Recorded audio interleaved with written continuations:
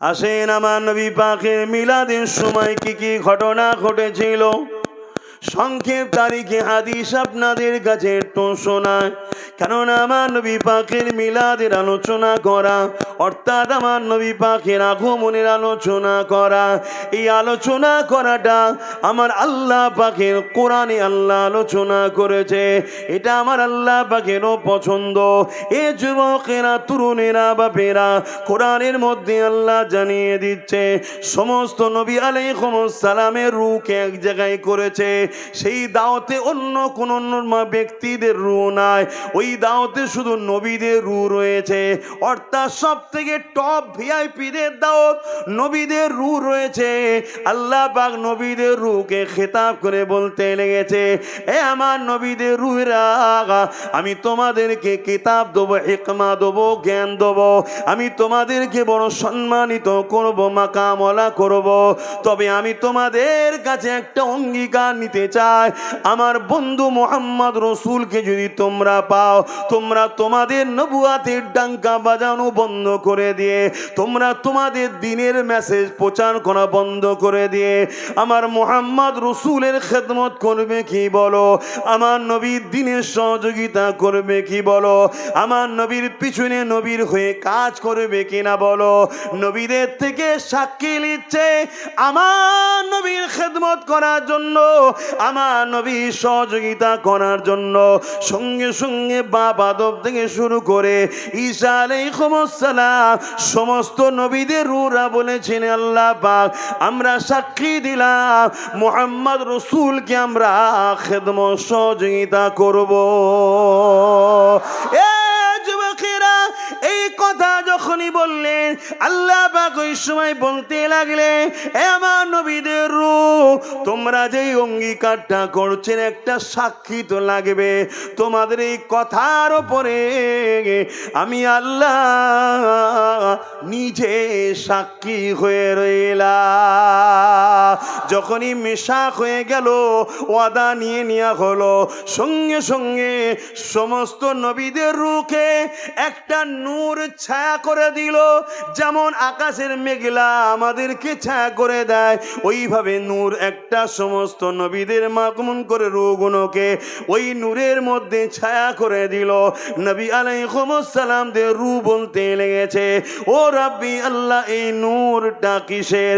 আল্লাহ পাক বললেন, জিনার পক্ষ থেকে সাক্ষী নেওয়া হলো, ইনি হলেন মুহাম্মাদুর রাসূল। আরো জোরে বলুন সুবহান।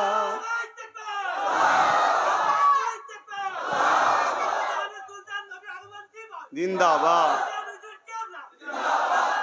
আল্লাহু আকবার। আমার স্লোগানটা বাদ দিয়ে বাকি সব ঠিক আছে। আমার স্লোগান দেবেন না মাহফিলে, রাস্তায় বাইরে ঠিক আছে, এটা হুজুরের মাহফিল। আমি এত বড় ভিআইপি নয় যে হুজুরের মাহফিলে আমার স্লোগান দিতে হবে। তাহলে আমার নবী কবে থেকে বুঝতে পাচ্ছেন? আমার কিছু ভাই, আমাদেরই ভাই, তারা শিক্ষার অভাবে হোক বা ভুল রাস্তায় চলে যে হোক, তাদের ধারণা আমার নবী পাক সাল্লাল্লাহু আলাইহি ওয়াসাল্লাম 40 বছর বয়সে নবুয়াত পেয়েছে, সেদিন থেকে তিনি নবী, তার আগে নাকি নবী ছিলেন না। বলুন নাউজুবিল্লাহ। ও আল্লাহ মাফ করেন। তাহলে নবীদের রূহের কাছে সাক্ষী নিচ্ছে আমার নবীর পক্ষ থেকে, শুনছেন তো? আসেন আমার নবী পাকের মিলাদের দিকে যাই। আমার নবী পাক 570 খ্রিস্টাব্দে বারোই রবিউল আউয়াল সোমবার শোবে সাদেকের সময় দুনিয়ার জমিনে আগমন করেছিলেন। কাদ জাকুম মিনাল্লাহি নূর। আল্লাহ পাক তাকিদ দিয়ে বলছেন, কাদ অর্থাৎ তাকিদ দিচ্ছেন, অবশ্যই অবশ্যই আমার পক্ষ থেকে জমিনে আমি নূর পাঠিয়েছি। এই নূরকে তুমি আমি তর্ক করে ঝগড়া না করে আল্লাহ নবী সাহাবী হযরত আব্বাস রাদিয়াল্লাহু তাআলা তিনাকে জিজ্ঞাসা করি, তিনি বলতে লেগেছেন এই নূর ইয়ানি মুহাম্মদ রাসূল, এই নূর ইশারা আল্লাহ আমার নবী পাকের কথা বলেছে। ওয়া কিতাবুম মুবিন, এবং প্রকাশ্য কোরআন শরীফ কিতাব হিসাবে পাঠিয়েছে। যেমন অন্ধকারে দেখা যায় না, অন্ধকারে চলা যায় না, অন্ধকারে পড়া যায় না, অন্ধকারে দেখা বোঝা যায় না, ঠিক কোরআন অনুযায়ী চলতে গেলে, কোরআনকে পড়তে গেলে, কোরআনকে জানতে গেলে, বুঝতে গেলে এই নূর ছাড়া ওই কোরআনকে কখনো পড়তে বুঝতে পারবেন না। তাই আল্লাহ বললেন কাদ জাকুম মিনাল্লাহি নূর ওয়া কিতাবুম মুবিন, আমি নূর পাঠিয়েছি এবং প্রকাশ্য কিতাব পাঠিয়েছি। এই প্রকাশ্য কিতাবটাকে জানতে বুঝতে দেখতে গেলে এই নূর দ্বারা তোমায় জানতে হবে। তাই আম্মা জান আয়েশা সিদ্দিকা রাদিয়াল্লাহু তাআলা আনহা বলে কানা খুলুকুল্লাহুল কোরআন, আমার নবী পাককে যদি চিনতে চাও তোমরা শুনে রেখে দাও, আমার নবী পাকের লাইফ স্টাইলটাই হলো কোরআন শরীফ। অর্থাৎ নবী যা করেছে কোরআন অনুযায়ী করেছে। কথা বুঝতে পারছেন? সেই নবীকে ধরো, তবে তো কোরআনের হাকিকাত বুঝবে।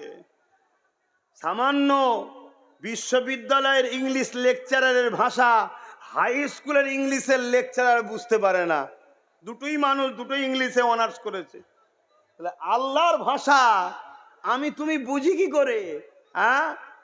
এর জন্য আল্লাহ আমার নবী পাক সাল্লাল্লাহু আলাইহি সাল্লামকে পাঠিয়েছে। তিনি কোরআন আমাদেরকে প্র্যাকটিক্যাল খুলে খুলে খুলে খুলে দেখিয়েছে। নবী হলেন সাহেবে কোরআন, কোরআনের বাস্তব হলো মুহাম্মদ রাসূল সাল্লাল্লাহু আলাইহি ওয়াসাল্লাম। তাহলে বলুন আমরা খুশি বানাবো না বানাবো না? আনন্দ করব না করব না? কোরআন এসেছে কোন মাসে? কোরআন এসেছে কোন মাসে? রমজান শরীফের মাসে, তাই তো নাকি? রমজান শরীফের দাম আছে না নাই? রমজানে একটা দিন আছে কদরের রাত। কি রাত? কদরের।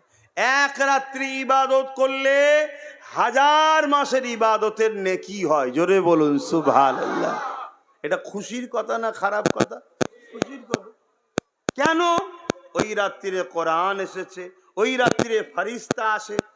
তো ফারিস্তা আসার রাত, কোরআন আসার রাতের যদি গুরুত্ব এত হয়, এক রাত্রি 1000 মাসের ইবাদত। ফারিস্তাদেরও নেতা কোরআন যার জন্য পেয়েছি সাহেবে কোরআন, তিনি যে রাত্রিরে এসেছে সেই রবিউল আউয়ালের গুরুত্ব কত? কথা কিছু মাথায় ঢুকছে? এগুলো বুঝতে হবে উম্মতে মুহাম্মাদি। পুরো পৃথিবী চাইছে আমাদেরকে আমাদের নেতার থেকে সরিয়ে দেবে, আর নেতা যদি সরে যায় আমরা সব শেষ। আমার হুজুরের সঙ্গে জড়ো।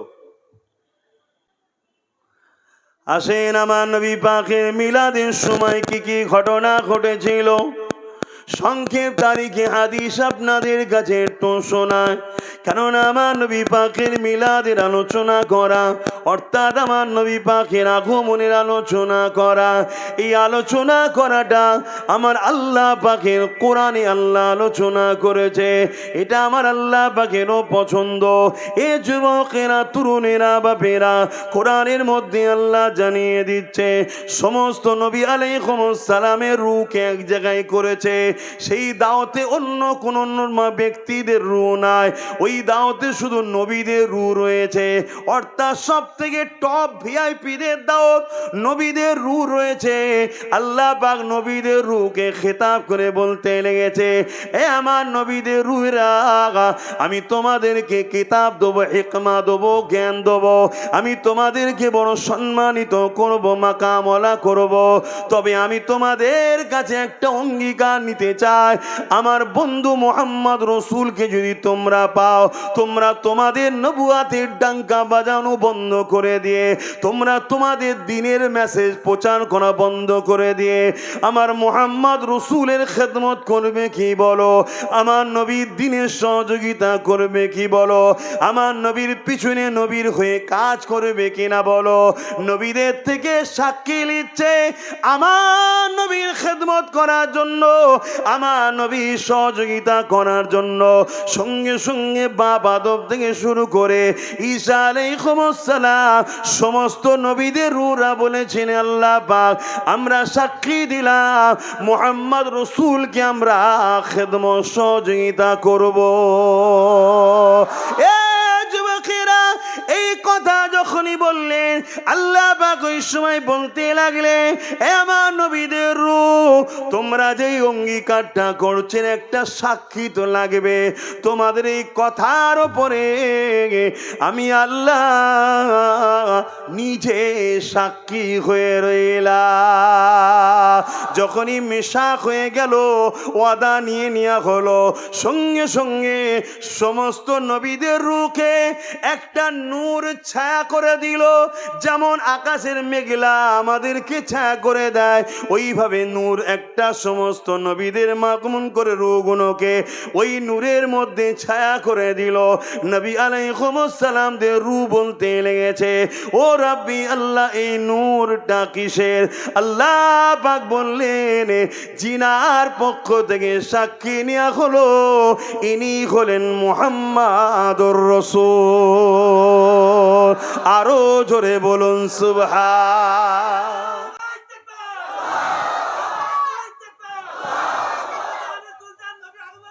জিন্দাবাদ, আল্লাহু আকবার। আমার স্লোগানটা বাদ দিয়ে বাকি সব ঠিক আছে। আমার স্লোগান দেবেন না মাহফিলে, রাস্তায় বাইরে ঠিক আছে, এটা হুজুরের মাহফিল। আমি এত বড় ভিআইপি নাই যে হুজুরের মাহফিলে আমার স্লোগান দিতে হবে। তাহলে আমার নবী কবে থেকে বুঝতে পাচ্ছেন? আমার কিছু ভাই, আমাদেরই ভাই, তারা শিক্ষার অভাবে হোক বা ভুল রাস্তায় চলে যে হোক, তাদের ধারণা আমার নবী পাক সাল্লাল্লাহু আলাইহি ওয়াসাল্লাম 40 বছর বয়সে নবুয়াত পেয়েছে, সেদিন থেকে তিনি নবী, তার আগে নাকি নবী ছিলেন না। বলুন নাউজুবিল্লাহ। ও আল্লাহ মাফ করেন। তাহলে নবীদের রুহের কাছে সাক্ষী নিচ্ছে আমার নবীর পক্ষ থেকে, শুনছেন তো? আরেকটুখানি চলে আসে হযরতে জিবরাইল আলাইহিস সালাম আমার নবী পাকের কাছে একদিন আসলেন। আল্লাহ নবী জিবরাইলকে বিশেষ কথা হতে হতে আল্লাহ নবী জিবরাইলকে জিজ্ঞাসা করলেন, ও ভাই হযরতে জিবরাইল, আপনার বয়সটা কত? জিবরাইল সাল্লামকে জিজ্ঞেস করছে আপনার বয়স কত? যে জিবরাইল সমস্ত নবীদের কাছে ওহী এনেছে।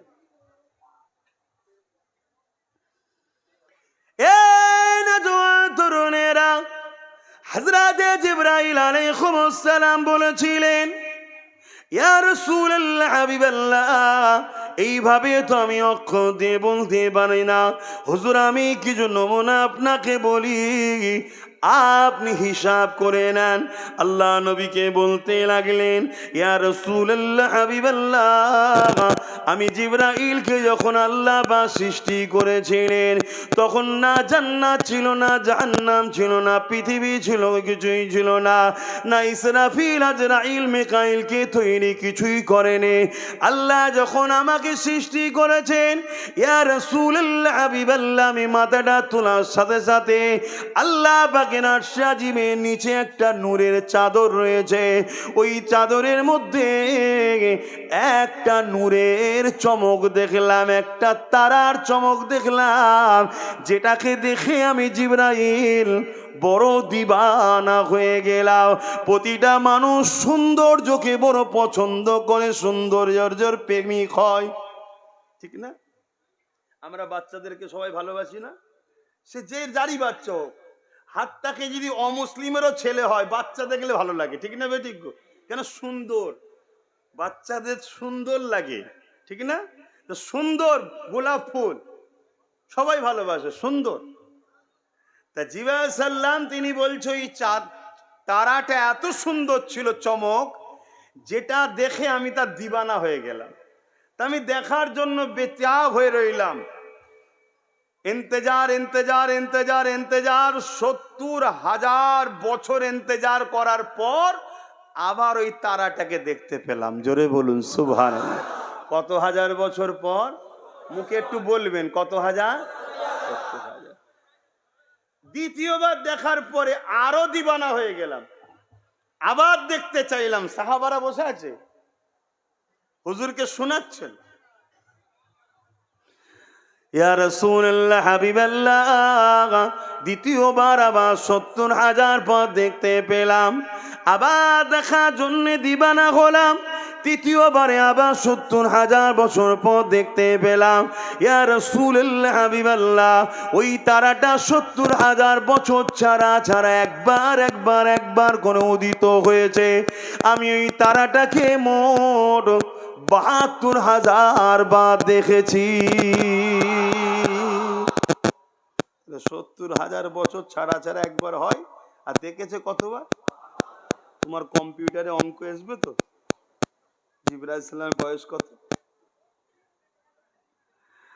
আল্লাহ নবী বলেছিলেন, এ জিবরাইল, ওই তারাটা হলো, ওই নূরটা হলো আমি মুহাম্মাদুর রাসূল। আরো জোরে বলুন সুবহানাল্লাহ। আল্লাহ আচ্ছা, সত্যি করে বল, যারা আমার নবীকে ভালোবাসেন, আপনাদের এইগুলো শুনে মনটা বড় হচ্ছে না হয়নি? খুশি হচ্ছে না হয়নি? আচ্ছা, কারো বাচ্চার যদি তারিফ করা হয়, বাপ মা খুশি হবে না হবে না? কেন? বাচ্চাটা কি মা তৈরি করেছে না বাপ তৈরি করেছে? তার আপন হয়, তাই তো নাকি? তাহলে যে রসুলের কথা শুনে তার প্রশংসা করে আমরা খুশি হচ্ছি, তাহলে আমার নবীর যত তারিফ প্রশংসা করবে, মূলত কে খুশি হবে? কেন? আল্লাহ তেনাকে এত শানওয়ালা করেছে। জোরে বলুন সুবহানাল্লাহ। আর আল্লাহ যদি আমাদের উপরে খুশি হয়ে যায়, আমি যদি বেনামাজি হই নামাজিওয়ালা বানিয়ে দিতে পারেন কে? আমি যদি বদমাইশ হই ভালো বানাতে পারেন কে? আমি যদি শরাবি হই শরাব মুক্ত বানাতে পারেন কে? তাহলে আল্লাহকে খুশি করতে হবে তো নাকি? হিদায়াতের মালিক তো দুনিয়ার কেউ নয়, আল্লাহ। তাহলে তার হাবিবের ভালোবাসা মোহাব্বত আমাদের হৃদয়ে আনতে হবে, রাখতে হবে, এটা আমাদের মাথায় রাখতে হবে।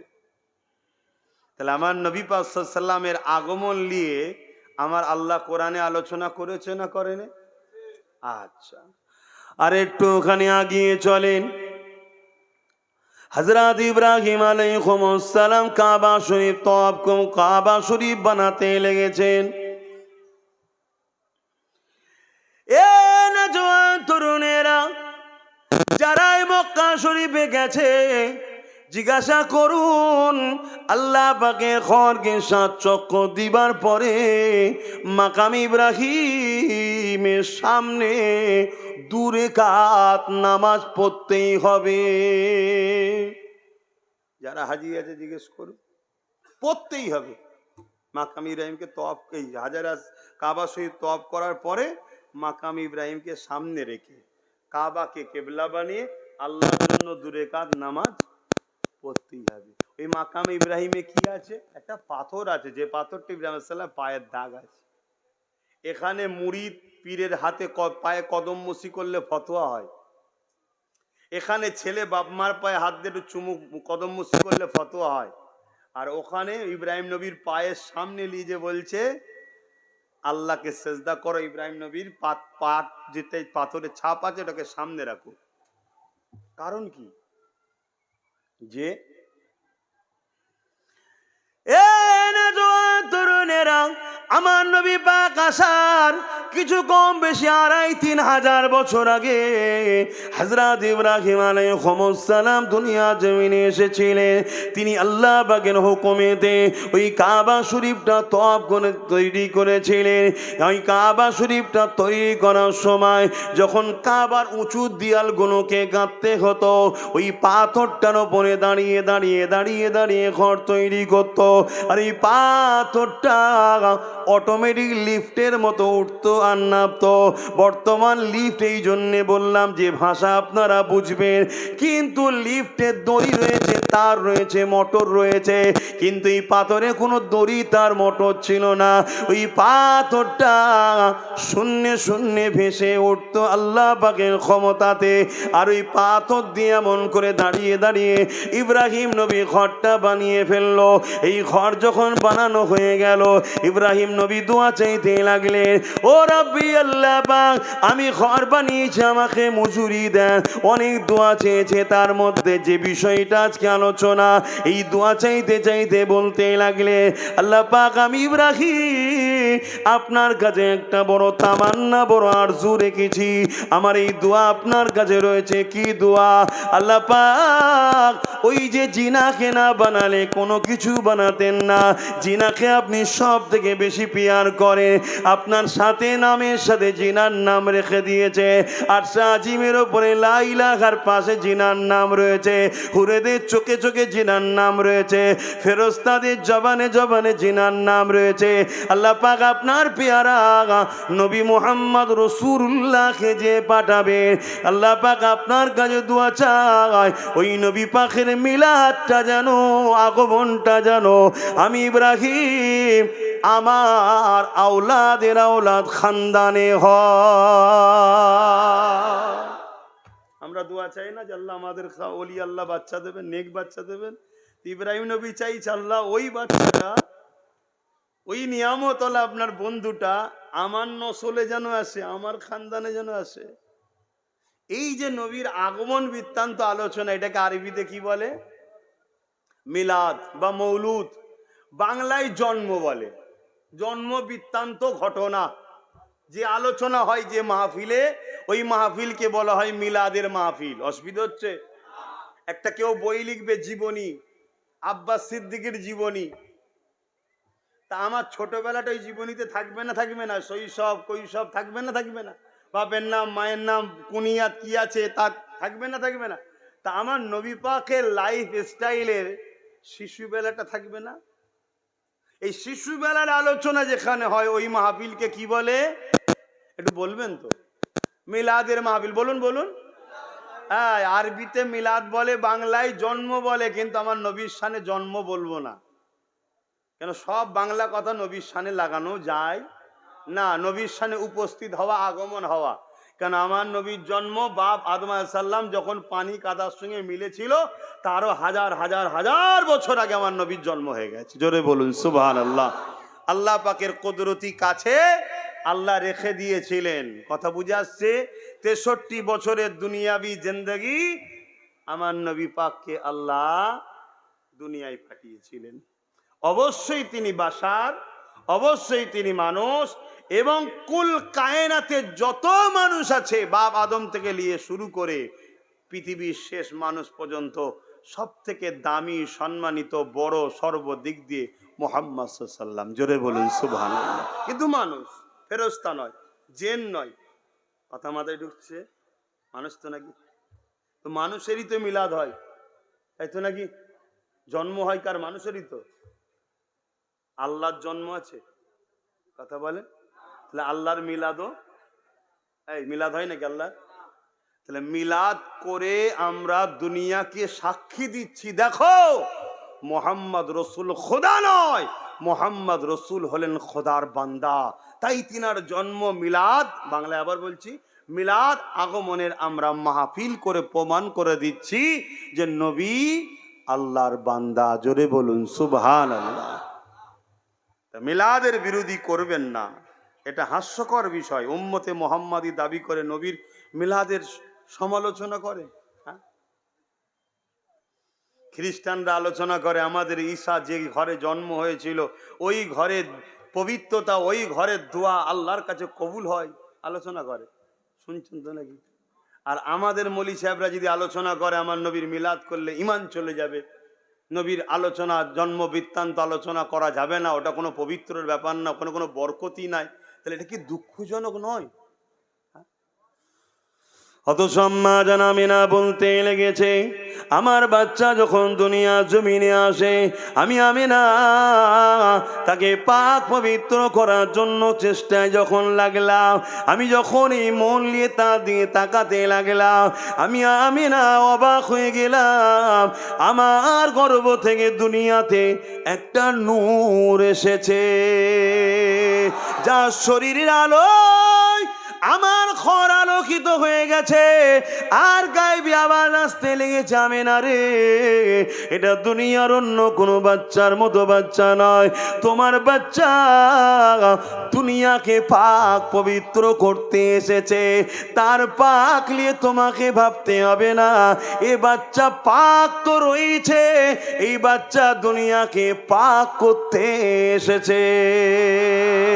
এ যুবকেরা, তরুণেরা, আম্মা জান আমিনা বলতে লেগেছে, আমি যখন দুনিয়ার জমিনে আমার বাচ্চা আসবে, আমি আমিনা অবাক হয়ে যেতে লাগলাম।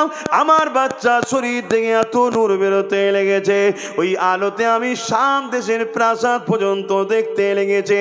খাসাইসুল কুবরা কিতাবের মধ্যে লেখা আছে, মাগরিব থেকে মাগরিব পর্যন্ত দেখতে লাগলা। এ যুবকের এই যে আলোচনা হচ্ছে, এটাই মিলাদ বলা হয়। এ যুবকেরা, তরুণেরা, আম্মা জান আমিনারও বলতে লেগেছে, আমার বাচ্চা আমন করে দুনিয়ায় যখন চলে আসে, রাত এসে গেল, যখন রাত এসে গেছে, আমি আমিনা অবাক হয়ে দেখতে লেগেছে, আমার ঝুপড়ি ঘরের ছাদ, ওই ঘরে যে তৎকালীন সময়ে যেমন সিস্টেমের ছাদ ছিল, আমাদের মতো তো আর নয় রে বাবা, তৎকালীন যা ছিল। আর আমি দেখতে লেগেছি আকাশের তারাগুলো যেন খসে খসে সব জমিনের দিকে নেমে আসতে লেগেছে, আমার ঘরের ছাদে এসে রুকে গেল। আমি আমিনা মনে করতে লাগলাম সবাই তো পড়ে যাবে ঘরে, কিন্তু না, সব ঘরের ছাদের কাছে এসে রুকে গেল। যেন মনে হচ্ছে আমার নবীর আগমন উপলক্ষ করে আল্লাহ তারা দিয়ে লাইটিং করে সাজিয়ে দিয়েছে। আরো জোরে বলুন সুবহান।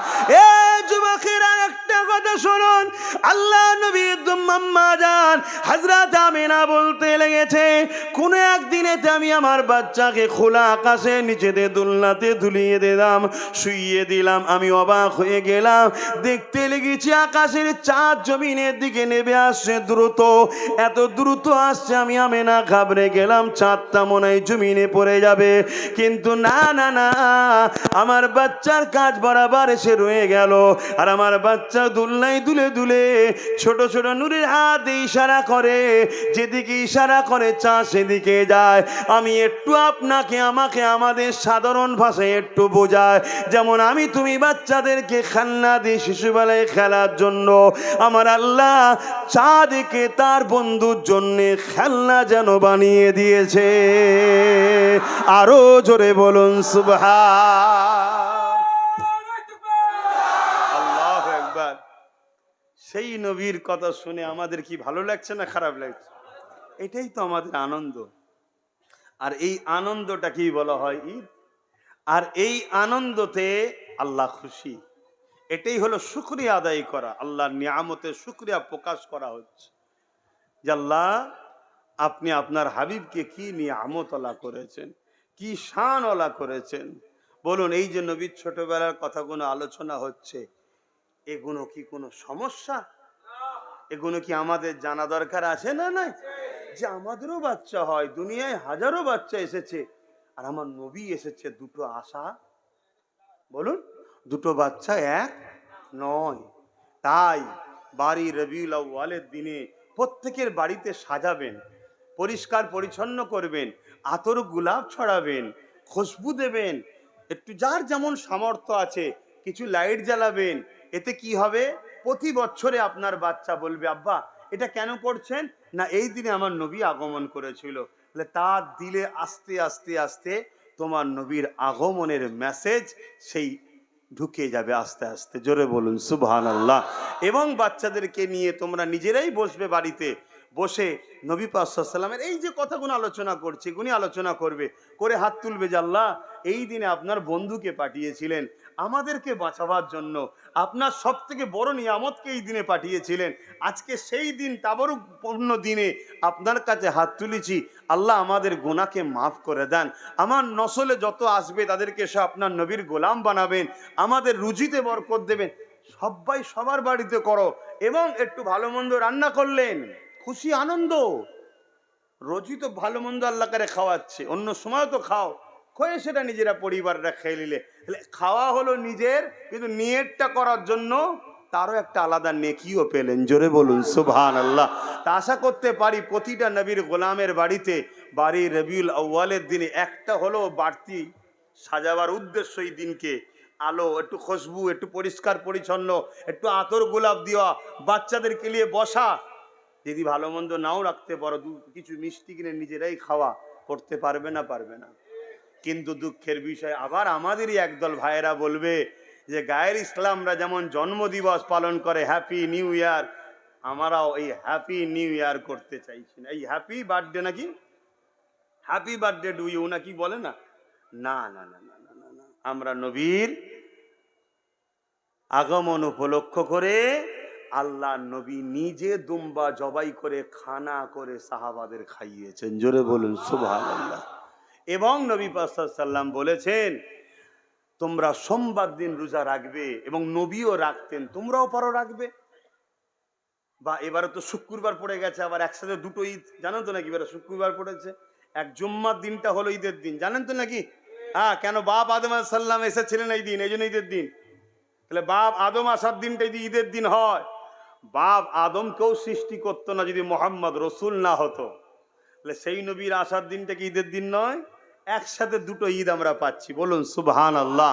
তা এই দিনে আপনারাও রোজা রাখবেন, বা অন্য অন্য দিনে সপ্তাহে একদিন সোমবার দিন রোজা রাখবেন। আল্লাহ নবীও রাখতেন। সাহাবারা জিজ্ঞেস করে, হুজুর সোমবার দিন আপনি রোজা রাখেন কেন? আল্লাহ নবী বললেন, এই দিনে আমি আগমন করেছিলাম, এই দিন আমি এসেছিলাম। জোরে বলুন সুবহানাল্লাহ। নবী নবীর মিলাদের দিনে, আসার দিনে নবী রোজা রাখছে, নবী সাহাবাদেরকে দুম্বা জবাই করে খানা করে খাওয়াচ্ছে। শুনছেন তো নাকি? হাই হাই হাই হাই, এগুলো খেয়াল রাখবেন। তাম পৃথিবী জুড়ে আজ থেকে 110-20 বছর আগে, এই 100 বছর কি 110-20 বছর হলো কম বেশি, কাবা শরীফে বা মক্কায় বন্ধ হয়ে গেছে। শুনছেন? 110-20 বছর আগে কাবার মাতাবে, কাবার চাতান যেটা তওয়াফ করে, ওখানে 4 ইমামের মুহাদ্দিস ফোকা, পৃথিবী বিখ্যাত উলামারা বসে বসে আমার নবীর মিলাদের মাহফিল করত। জোরে বলুন সুবহানাল্লাহ। কিন্তু 120 বছর হলো বন্ধ হয়ে গেছে। কেন বন্ধ হয়ে গেছে সবই আপনারা জানেন, কাদের হাতে এখন চলে গেছে, সৌদি, সবই জানেন। কিন্তু আজকের দিনও তাম পৃথিবীতে, মিশর বলুন, বাহরাইন বলুন, কাতার বলুন, ইরাক বলুন, আফগান বলুন, পুরো পৃথিবী জুড়ে, হিন্দুস্তান বাংলাদেশ তো আছেই, সারা পৃথিবী জুড়ে আমার নবীর শিশুবেলার আলোচনার শুকরানা মাহফিল ও খুশি আনন্দ প্রকাশ করা হয়। জোরে বলুন সুবহানাল্লাহ। তবে হ্যাঁ, যারা ডিজে বক্স বাজিয়ে নামাজ কাজা করে, গালে গুটকা দিয়ে নামাজ বেনা উজুতে রাস্তায় হই হই করে বেড়াবে, এটা বড্ড বাড়াবাড়ি। এর সাথে আমাদের কোনো সম্পর্ক নাই। যেমন কেউ বারণ করলে তার সাথেও সম্পর্ক নাই, বাড়াবাড়িটাও সম্পর্ক নাই। কেন? ইসলাম বাড়াতেও নিষেধ করেছে, কমাতেও নিষেধ করেছে। কথা বুঝে আসছে? হ্যাঁ, যদি গ্রামের মধ্যে বা নিজেরা সুন্দরভাবে মাথায় টুপি দিয়ে ইসলামিক ভাবে কোনো রকম ভাবে বিনা উজু হালে, উজু ছাড়া নয়, আমার হুজুরের মেসেজ মানুষের কাছে পৌঁছাবার জন্য, আহমদের খুশির জন্য র্যালি করো, অসুবিধে নাই। দাদা হুজুর রহমাতুল্লাহ আলাইহির খলিফা ডক্টর শহীদুল্লাহ সাহেব, এবং আপনাদের এই যে শুয়ে আছে জালালি হুজুর, জানেন তো জালালি দরবার বলে, ওনারা এই পশ্চিম বাংলায় হুজুর পাকের আগমনের র্যালি, কি বলে, ওই র্যালির জুলুস বার করেছিলেন। জোরে বলুন সুবহানাল্লাহ। কিন্তু বেশরিয়াতি কোনো কর্মকাণ্ড করলাবে না, বক্স লাগাবে, ডিজে বাজাবে, রোড জাম করে সর্বধর্মের মানুষকে কষ্ট দেবে। আমার নবী কষ্ট মিটাতে এসেছে, সেই নবীর নারা দিয়ে মানুষকে কষ্ট দিবার নাম ইসলাম নয়। কথা মাথায় ঢুকলো? হ্যাঁ, রাজনীতির জায়গা আলাদা, ধর্মের জায়গা আলাদা। ধর্মের নামে কখনো রোড অবরোধ করে জুলুম করা মানুষকে চলবে না। কারণ আমার নবী পাক সাল্লাল্লাহু আলাইহি সাল্লাম রাস্তায় কিছু পড়ে থাকলে সেটাকে তুলে নির্জনে ফেলে দিত। কথা বুঝে আসছে? এটাকে মাথায় রাখতে হবে। তো যাক, আমি অনেক কটা কথা বলে ফেলছি, আপনাদের কষ্ট হচ্ছে? আর একটু বলি, 8টা বাজে, 8:30 পর্যন্ত একটু আলোচনা করার কথা আছে। আপনাদের অসুবিধা হচ্ছে না তো? তাহলে হুজুরের মিলাদের কথাই বলি। আর কি কি অখিয়া হয়েছে, অনেক ঘটনা সংক্ষেপে বলি। আম্মা জান আমিনা বলতে লেগেছে, আমি একদিন ঘুমিয়েছিলাম, আমার খবের মধ্যে একটা সুন্দর চেহারাওয়ালা যুবক ছেলে চলে আসলো। আমি আমিনার ঘুমটা ভেঙে গেল, ঘাবড়ে গেলাম। ওই যুবকটাকে দেখে চিন্তিত হয়ে গেলাম। ওই যুবকটা বলতে লেগেছে, আমিনা আপনি ঘাবড়াবেন না মা, আমি দুনিয়ার কোনো যুবক নয় মা। এই মা আমিনা, আল্লাহর পক্ষ থেকে এসেছি, আমি হলাম জিবরাইল, মেসেজ নিয়ে এসেছি, খুশির খবর নিয়ে এসেছি। এই মা আমিনা রে, আপনার গর্ভে সন্তান রয়েছে। আমি আমিনা অবাক হয়ে গেলাম, কেননা সন্তান থাকলে মায়ের আগে বোঝে পিরিয়ড বন্ধ হয়ে যায়। আমার তো পিরিয়ড বন্ধ হয়নি। এ মা আমিনা, আপনার গর্ভে সন্তান রয়েছে। মা আমিনা রে, আপনার গর্ভে যে সন্তান রয়েছে এটা অন্য কোনো সন্তান নয়। আম্মা আমিনা আরো অবাক হয়ে গেলে, সন্তান থাকলে মা এদের পেটটা বড় হয়, আমি আমিনা তো যেমনই তেমনই রয়েছে। এ মা আমিনা, এটা অন্য কোন সন্তান নয়। আমিনা রে, আপনার গর্ভে যিনি রয়েছেন তিনি হলেন আল্লাহ পাকের দোস্ত পিয়ারা। এ আমিনার একটা মেসেজ রয়েছে, আল্লাহ পাক আমাকে জানিয়ে পাঠিয়েছে, দুনিয়ার কোন মানুষের নামে নাম রাখা হবে না। এই বাচ্চার নাম আল্লাহ পছন্দ করে রেখে দিয়েছে। যখন কিছুই ছিল না তখন এই বাচ্চার নাম ছিল, আল্লাহ নূরের পর্দার আড়ালে নামকে সুরক্ষিত করে রেখে দিয়েছিল। ইতিপূর্বেই নাম কখনো পৃথিবীর কেউ শোনেনি। এ মা আমিনা, আপনার বাচ্চার নাম হলো মুহাম্মদ।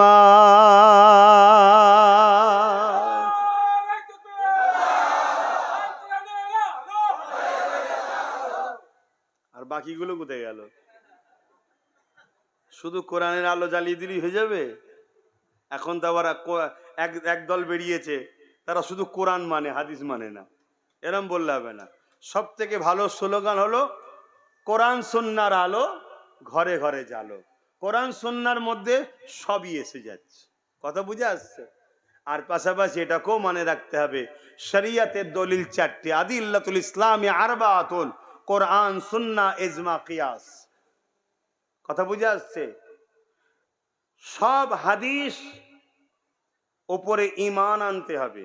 খুব কথাটাকে মন দিয়ে বুঝবেন। সব হাদিস আমার নবীর সত্য বলে বিশ্বাস করতে হবে, ঈমান আনতে হবে, কিন্তু সব হাদিসের উপরে আমল করা যাবে না।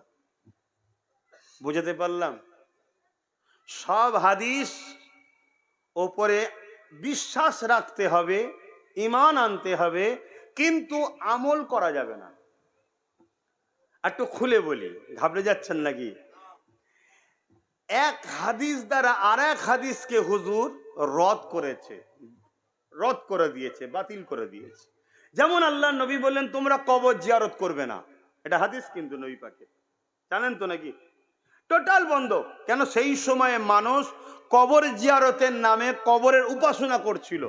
আল্লাহ নবী বলে দিলেন তোমরা কবর জিয়ারত করবে না, টোটাল বন্ধ। যখন সব বন্ধ হয়ে গেল, আল্লাহ নবী তাদেরকে কবর জিয়ারতের ট্রেনিং দিলেন, শিক্ষা দিলেন, পদ্ধতি দিলেন। ট্রেনিং রেডি, শিক্ষা রেডি। আল্লাহ নবী বললেন তোমরা কবর বেশি বেশি করে জিয়ারত করবে, কেন কবরের কাছে গেলে মরণের কথা মনে পড়বে। জোরে বলুন সুবহানাল্লাহ। তাহলে প্রথম যেটা হাদিস, কবর জিয়ারত করবে না, ওটার উপরে বিশ্বাস রাখতে হবে হাদিস, কিন্তু এটা আমল করা, জোরে বলুন, কেন? ওইটাকে রদ করেছে দ্বিতীয় হাদিসটা। এবারে প্রথম হাদিসে কত সনে? দ্বিতীয় হাদিস কত সনে, এত ডিপে তো আপনাদের ঢুকার ক্ষমতা আছে নাকি? এ তো মুহাদ্দিসদের কাজ। এজন্যই বলে ইমাম মানতে হয়। তাই বলি দাদা হুজুরকে মজবুত করে ধরুন, নিশ্চিন্তায় থাকবেন। যদি ভালো লাগে শুনবেন। ঠিক কোরআন শরীফের প্রত্যেকটা আয়াতের উপরে ঈমান আনতে হবে, কিন্তু আমার আল্লাহ এক আয়াত দ্বারা আর এক আয়াতকে রদ করে দিয়েছে।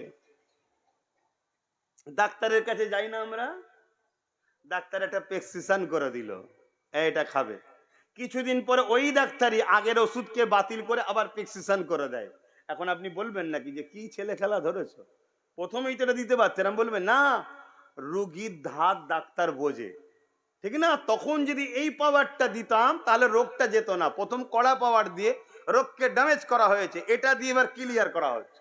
আরো ভালোটা ডাক্তার জানে, ঠিক তো নাকি? আমাদেরকে যিনি সৃষ্টি করেছেন স্রষ্টা, তিনি জানেন আমাদের সম্বন্ধে। তো প্রথম সময়ে বাপ আদমের জোড়া জোড়া সন্তান হতো, একটা পুরুষ একটা নারী, একটা পুরুষ একটা, তখন ভাই বোনে বিয়ে করা যায় ছিল না, তৃতীয়ত কেউ নেই, তো বিয়ে করবেন কাকে? কিন্তু এখন যায় যাচ্ছে ওটা আর একটা আয়াত দিয়ে যখন বড় বংশ বিস্তার হয়ে গেছে, ছেলের ছেলে বেড়ে গেছে, আল্লাহ বলল ওটা বন্ধ, ওটা হারাম হয়ে গেল, ওটা চলবে না। এই জন্যই বলে ইমাম মানতে হবে। তাই আবার আমি ঘুরিয়ে বলছি, মুজাদ্দেদ জামানকে ধরবেন। আমি বলছি না যে আমাকে, দাদা হুজুরকে ধরুন।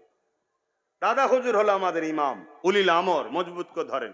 বাকি আরো হক সিলসিলা আছে, দেওবন্দীদের পীর শাহ হাজী এমদাদুল্লাহ মুহাজির মাক্কি রয়েছেন, কারামত আলী জনপুরি সাহেব রয়েছেন, বেরেলিদের পীর শাহ আলহাজ আহমদ রেজা খান, যে যার হুজুরদের ঘরে ধরে থাকুক। তোমার আমার পূর্ব ভারতের মানুষ নতুন দোকান দেখে খদ্দের হবাস দরকার নেই। এখানে পেটের ব্যাপার না, এখানে ইমানের ব্যাপার।